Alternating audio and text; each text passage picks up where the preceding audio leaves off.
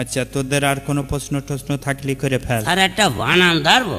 কি বানান পারেন না তো তবু ধর ফাদা, তুই ধর। আর তো পারবেই না, তুই ধরেই দেখ। এবারে ধরো। পারবে না। পারবেন স্যার? হ্যাঁ, ধর ধর ধর ধর, ধর, চেষ্টা ধর। করে দেখি, তুমি ধরো। চেষ্টা তাই ক বছর ধরেই করছেন, দেখলাম না তো মুরদে তো কুলাইলো না। তুই বল দেখ পারি কিনা।